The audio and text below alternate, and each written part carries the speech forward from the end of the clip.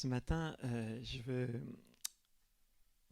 partager un message sur la suite des événements qu'on a pu voir ensemble ces dernières semaines entre Jésus qui entre en Jérusalem sur un ânon et qu'il est acclamé, c'était le dimanche des rameaux, qu'il était acclamé en tant que roi et puis que le peuple criait Hosanna, celui qui vient au nom du Seigneur. Et on veut dire que, on comprend que dans le mot Hosanna veut dire Dieu sauve-nous. Ils étaient vraiment, ils attendaient un libérateur. Il faut juste comprendre le contexte que euh, Israël était sous l'occupation romaine et c'était quelque chose de difficile à vivre. Et ils attendaient un libérateur. Et ils voyaient en Jésus ce libérateur. Donc il est entré dans Jérusalem avec cette euphorie du peuple. Et on sait qu'une semaine plus tard, ils ont crié crucifie-le. Et ils l'ont tué. Euh, C'était quelque chose de terrible. De terrible pour ceux qui suivaient Jésus. Ça a été, je ne sais pas si on peut comprendre ce qu'ils ont vécu. Parce que nous, avec le recul, on connaît l'histoire, on sait pourquoi tout ça, ça s'est passé. Mais pour les disciples, ils croyaient vraiment que Jésus était le Messie, celui qui devait venir, et puis qu'il rétablirait son règne. Donc pour eux aussi, il y avait la libération du peuple d'Israël et qu'ils attendaient vraiment que Israël à être libéré de cette oppression romaine. Ils ont vu en Jésus, oui, on va le voir, un grand prophète. Mais ils ont vu tout ce que Jésus était capable d'accomplir. Et pour eux, c'était c'était le Messie. D'ailleurs, Pierre lui a dit, tu es le Christ, le Messie, celui qu'on attend. Il était convaincu de cela. Même si tout le monde ne le pensait peut-être pas encore, mais il y avait cette pensée-là. Et là, il a été crucifié. Et il a été mis au tombeau. Tout s'effondre. Tout. Tout s'effondre. Tout leur espoir s'effondre. Et là, on va lire un passage justement dans Luc chapitre 24. On va lire du verset 13 au verset 35. Et c'est l'histoire sur le chemin d'Emmaüs. Emmaüs, c'est une petite contrée qui se trouve pas très loin de Jérusalem. Luc chapitre 24, versets 13 à 35. Et voici, ce même jour, 2 disciples allaient à un village nommé Emmaüs, éloigné de Jérusalem de 60 stades. C'est pas très long. Et ils s'entretenaient de tout ce qui s'était passé, justement, les jours avant. Et pendant qu'ils parlaient et discutaient, Jésus s'approcha, donc Jésus qui était ressuscité. Mais bon, eux ne le croyaient pas. Et fit route avec eux. Mais leurs yeux étaient empêchés de le reconnaître. Oui, parce qu'ils étaient tellement attristés. Et puis que leur espoir s'était effondré qu'il leur était impossible de croire à la résurrection. Et qu'en fin de compte, même là, ça leur crevait les yeux, mais ils ne voyaient rien du tout. Jésus était pourtant là à côté d'eux.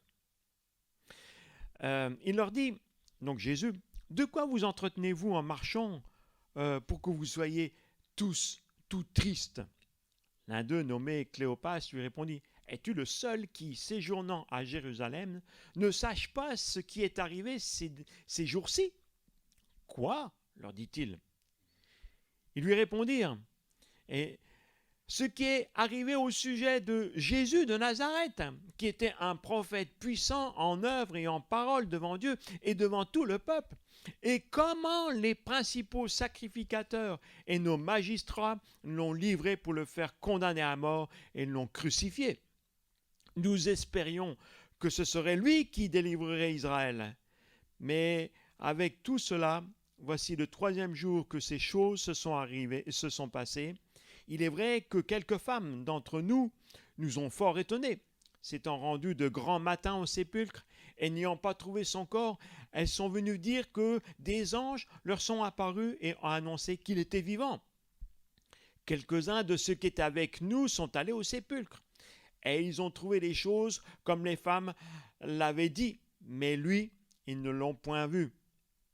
Alors Jésus leur dit, ô hommes sans intelligence, et dont le cœur est lent à croire tout ce qu'ont dit les prophètes, ne fallait-il pas que le Christ souffrit ces choses et qu'il entra dans sa gloire? Et comment, en commençant par Moïse et par tous les prophètes, il leur expliqua dans toutes les Écritures ce qui le concernait. Lorsqu'ils furent près du village où ils allaient, il parut, Jésus, vouloir aller plus loin. Mais ils le pressèrent en disant « Reste avec nous, car le soir approche, le jour est sur son déclin. » Il entra pour rester avec eux, et pendant qu'ils étaient à table avec eux, il prit le pain, et après avoir rendu grâce, il le rompit et le leur donna. Leurs yeux s'ouvrirent, et ils le reconnurent. Mais il disparut devant eux, et se dirent l'un à l'autre, « Notre cœur ne brûlait-il pas au-dedans de nous lorsqu'il nous parlait en chemin et qu'il nous expliquait l'Écriture ?» Se levant à l'heure même, ils retournèrent à Jérusalem et ils trouvèrent les 11 et ceux qui étaient avec eux assemblés, et disant, « Le Seigneur est réellement ressuscité. Il est apparu à Simon. » Et ils racontèrent ce qui leur était arrivé en chemin et comment ils l'avaient reconnu au moment où il rompait le pain. Amen. Ce texte nous montre le désarroi des disciples. Deux des disciples, ils retournent à Emmaüs. Ils retournent chez eux. Ils sont déçus. Leur espoir est brisé. Celui qui devait les sauver, ils avaient l'espoir vraiment que c'était lui qui devait les sauver. Il est mort. Un prophète, un grand prophète, un prophète puissant en œuvre et en parole. Mais ce prophète est mort. Il a été tué, il a été crucifié. Ceux qui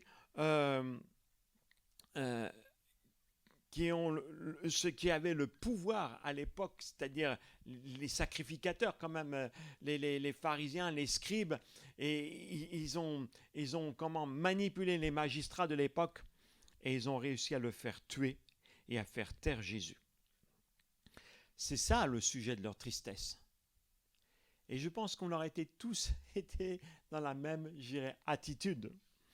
Et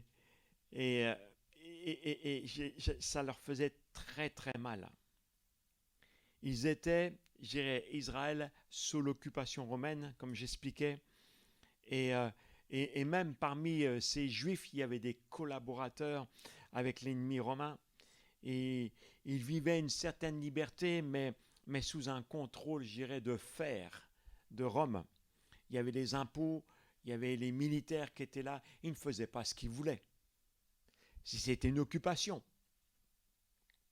Et en fait, quand ils regardent en arrière, autour d'eux, eh ben, il n'y a rien qui peut leur donner de l'espoir. C'est bien au contraire. Il n'y a pas d'avenir. Un navire glorieux, un avenir, il n'y a pas d'espérance. La seule espérance qu'ils avaient est mort. Et Jésus, quand il était dans son ministère, il soulevait les gens, les foules, les gens venaient auprès de lui, ils étaient impressionnés de ce qu'il faisait, de ses œuvres, tous les miracles qu'il faisait, même les paroles de sagesse, disaient jamais homme n'a parlé comme cet homme. Il y avait une telle sagesse, une telle connaissance, et puis une telle puissance qui se manifestait à travers son ministère. Les gens étaient incroyables. Son ministère donnait de l'espoir et même au peuple de l'espoir de sauver de l'emprise romaine. C'était quand même ça qu'ils avaient dans la tête. Ils voyaient en lui un roi. Et plusieurs fois d'ailleurs, le peuple a voulu le couronner roi, mais il s'est toujours défilé, sauf où c'est lui qui a provoqué le dimanche, enfin quand on dit le dimanche des rameaux, cette entrée de Jérusalem où, je ne vais pas revenir sur ce que j'avais déjà parlé, mais que c'est lui qui est venu en tant que roi et il a accompli cela. Mais là, au lieu de le couronner roi, ils l'ont tué comme un malfaiteur, comme un bandit. Vous vous rappelez la semaine dernière où j'ai parlé toutes les fois où le sang de Jésus a coulé, notamment quand ils lui ont mis cette couronne d'épines sur la tête. Salut toi, ô roi des Juifs. C'est ce qui était écrit aussi sur en haut de la croix. Roi des Juifs. Ça mettait en colère d'ailleurs les religieux de l'époque. Mais il était le roi. Et il est le roi. Et il est toujours le roi. Il est le roi des rois. Mais là, il n'avait pas compris son ministère, ce qu'il était venu accomplir. Au lieu de le couronner roi, ils l'ont tué comme un malfaiteur, comme un bandit. Parce que c'était les malfaiteurs et les bandits qu'on clouait sur la croix. Les disciples savaient qu'il était mort injustement. Et en fait, ils ne pensaient absolument pas du tout à ce scénario. Pourquoi ? Parce qu'ils voyaient en Jésus un libérateur.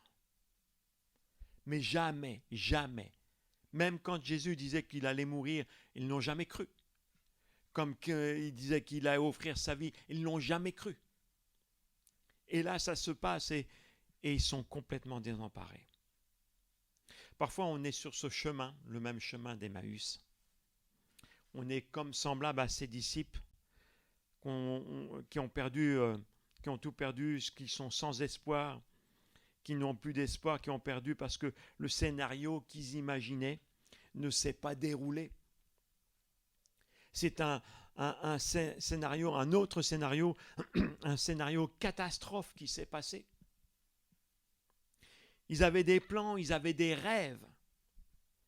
On imaginait même un succès, une réussite, une victoire. Et rien de tout ça, ça s'est passé. Et parfois, comme les disciples, on peut être dans cette même attitude-là. On peut avoir des rêves, on peut avoir des projets, on peut imaginer, et puis on avait tout un scénario et c'est pas ce qui s'est passé. Et on peut se retrouver dans des situations, je dirais, de désespoir. C'est un drame pour eux. Ils avaient mis tout leur espoir en ce Jésus prophète et il ne leur reste plus rien. Donc ils sont retournés à la campagne, déçus de Dieu, déçus de la religion, déçus de la politique, etc. En fait, déçus de tout. Imaginez que pendant 3 ans et demi, ils ont vécu des choses extraordinaires avec Jésus, et là, il est mort. Enfin, il est ressuscité, mais ils ne le savent pas encore. Déçus, abasourdis, anéantis, et aussi dans la crainte du lendemain. Parce que ces religieux de l'époque se sont pris à Jésus, mais derrière, il y avait tous ses disciples. Et là, les disciples se sont tous, je dirais, sauvés, cachés, parce qu'ils avaient peur pour leur vie. C'est pour ça qu'ils fuient la ville de Jérusalem, parce que leur maître, Jésus, est mort, et qu'ils ont peur de mourir aussi. Maintenant qu'ils ont tué le maître, ils vont s'en prendre aussi aux disciples. Ils sont envahis par le désespoir. Alors ils marchent et ils retournent peut-être à leur ancienne vie. Même si des femmes prétendent que Jésus n'est plus au tombeau et que les anges leur ont annoncé que Jésus était vivant, eux, ils ne croient plus. Ils ne croient plus à leurs rêves. Ils marchent sur le chemin de la déception. Et pendant qu'ils marchent, un homme les rejoint et écoute leur conversation. Ils sont tellement dans le désespoir qu'ils sont incapables de reconnaître que c'est Jésus qui marche avec eux. Et pourtant, il est devant leurs yeux. Même pour eux. Et peut-être la voix, il a gardé la même voix. Je sais pas, il n'y a rien qui a fait un déclic. Ils étaient tellement désespérés qu'ils ont été aveuglés. Ils étaient choqués par la violence de la mort de Jésus. Parce que c'était extrêmement violent. C'était tellement violent qu'ils ne pouvaient pas croire en sa résurrection. Pourtant, Jésus l'avait dit, il avait annoncé qu'il mourrait puis que le troisième jour, il ressusciterait. Il l'avait dit. Mais parfois, on entend des choses, on ne les comprend pas et on les oublie. Et c'est ce qui s'est passé pour ses disciples. Vous pouvez traverser des situations difficiles, voire violentes. Être dans le désespoir. Parce que vous croyez, et puis que, parce que vous croyez quelque chose, mais tout vient, tout s'est effondré. Il n'y a plus rien. Et puis vous vous sentez comme ses disciples. Plus d'espoir. Vous êtes tellement dans le désespoir que vous ne voyez même pas qu'il marche à côté de vous. Que Jésus, que Dieu marche à côté de nous. Et là, il y a vraiment une image formidable. Dieu marche à leur côté. Ça me fait penser à cette parole où Jésus dit « Je ne vous laisserai pas, je ne vous abandonnerai pas, je serai tous les jours avec vous. » Et là, il marche, mais il ne le voyait pas. Et moi, je vous encourage à regarder celui qui marche à côté de vous. Celui qui s'intéresse à votre peine. Celui qui s'intéresse à votre chagrin. Celui qui s'intéresse à votre tristesse. Celui qui veut vous réconforter. Et qui réconforte quand il parle. Que votre cœur commence à brûler parce que vous l'entendez, mais sans vraiment comprendre ce qui se passe. Ce qui se passe en vous. Celui qui vous accompagne. Celui qui vous console. Celui qui veut se révéler comme étant le Fils de Dieu, pas seulement le prophète, mais le Fils de Dieu tout-puissant. D'ailleurs, Jésus va le dire après à ses disciples, avant d'être enlevé au ciel. Il dit « Tout pouvoir m'a été donné dans le ciel et sur la terre. » Jésus a tous les pouvoirs. Après cette résurrection, il a reçu tous les pouvoirs dans le ciel et sur la terre. C'est lui qui est le maître de toutes choses. Même si on voit le mal se déchaîner, même si parfois on a l'impression d'être désespéré complètement, il est encore au contrôle. Au point qu'il marche à côté des disciples comme il marche à côté de nous. Celui qui a fait de grands miracles de guérison, de prodiges extraordinaires, celui qui a marché sur l'eau,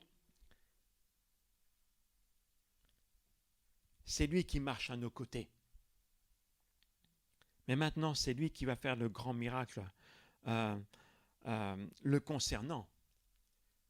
Le plus grand miracle, c'est de revenir d'entre les morts. Et c'est ce qu'il a fait. Vous savez, quand il était sur la croix, que tout le monde se moquait de lui, même les crucifiés, enfin les bandits qui étaient à côté de lui. Si tu es le Fils de Dieu, sauve-nous, sauve-toi et sauve-nous.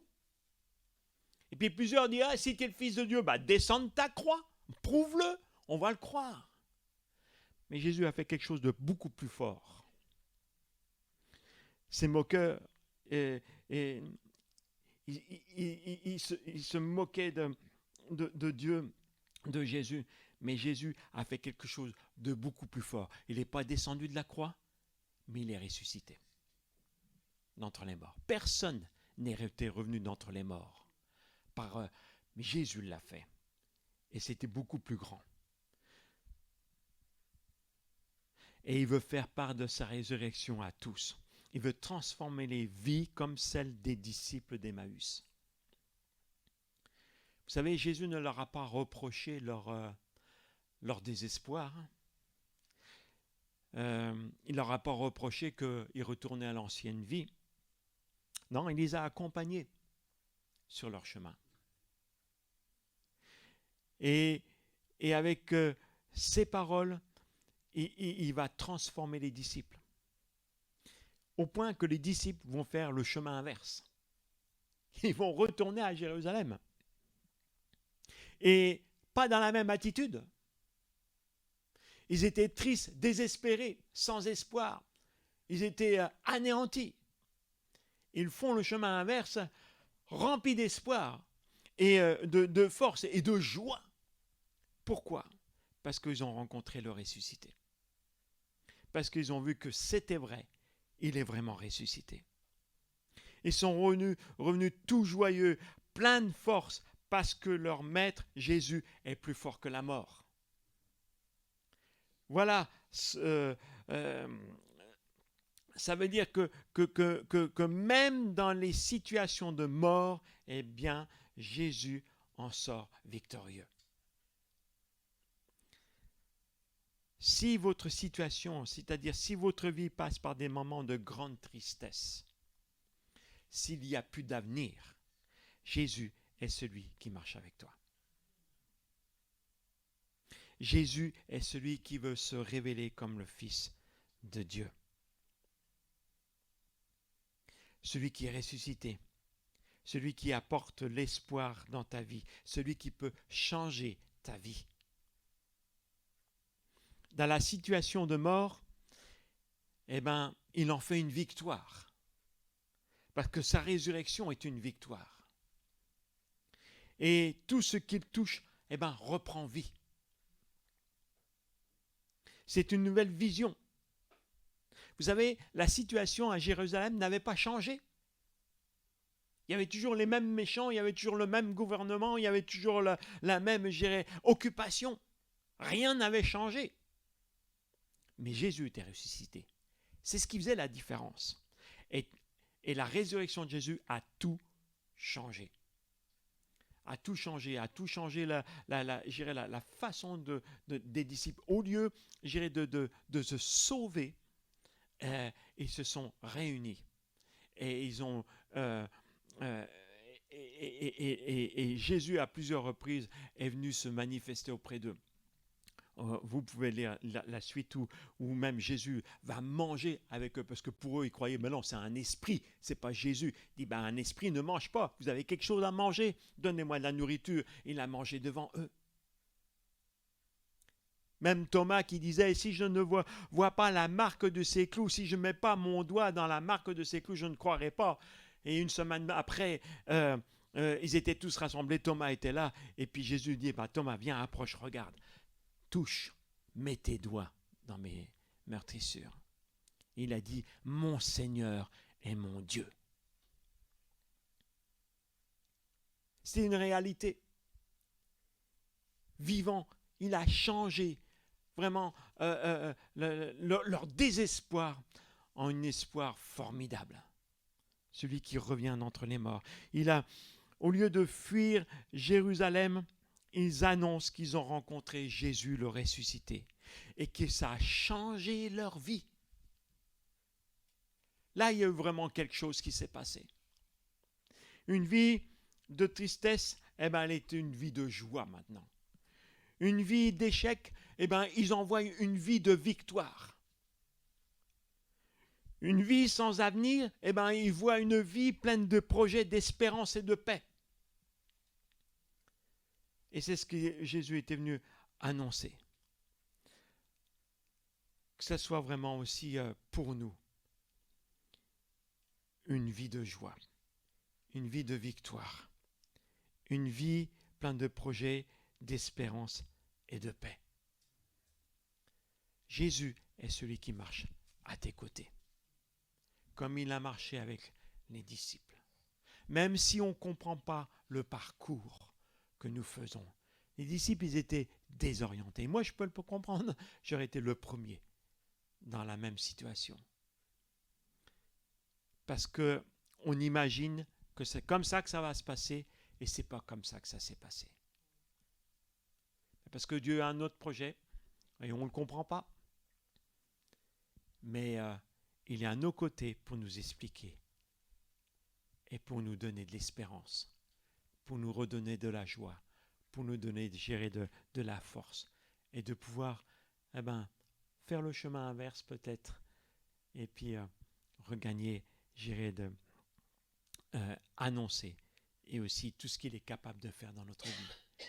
Jésus est le ressuscité qui agit dans notre vie. C'est vrai, il est assis dans le ciel de gloire où il règne, mais il a envoyé son Esprit Saint et qui est à nos côtés. Et par le Saint-Esprit, Jésus est celui qui marche avec nous, à nos côtés. Alors, nous pouvons vraiment le remercier, le glorifier jour après jour, simplement à cause de cela. Parce qu'il ne nous a pas abandonnés. C'est un sujet de joie et de reconnaissance. Même si on ne comprend pas le cours de la vie, même si continuons de lui faire confiance, parce qu'il est au contrôle. Il n'est pas celui qui subit les circonstances, il est celui qui change les circonstances, qui change le mal en bien. Et c'est ce qu'il fait dans chacune de nos vies. On va rendre gloire à Dieu. Seigneur, nous te remercions. Parce que c'est vrai qu'à travers cet épisode du chemin d'Emmaüs, Seigneur, ces disciples qui marchaient, qui étaient complètement désespérés, tu es venu les restaurer complètement.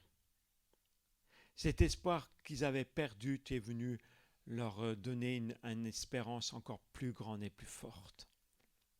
Parce que tu as démontré, Seigneur, que tu es celui qui est venu d'entre les morts, que tu as vaincu la puissance de la mort. Tu as prouvé, Seigneur, que ton sang qui a coulé à la croix a le pouvoir d'effacer nos péchés, mais de nous rendre vivants pour l'éternité. Et Seigneur, merci pour ce sacrifice merveilleux que tu as accompli à la croix.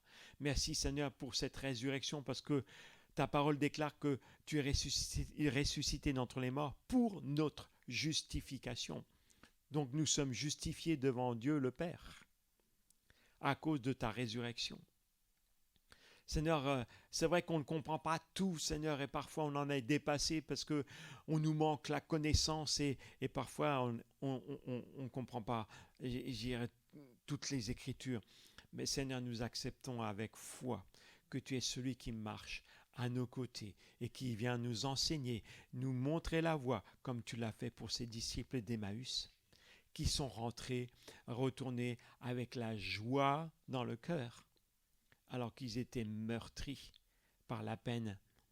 Seigneur, merci de nous aider jour après jour à comprendre, à vivre ta présence au milieu de nous. Ouvre nos yeux, Seigneur, comme tu l'as fait pour les disciples à plusieurs reprises. Ouvre nos yeux afin que nous puissions te voir à nos côtés. Merci, Seigneur, de ce que tu fais encore aujourd'hui dans nos vies et nous te donnons toute la gloire. Amen.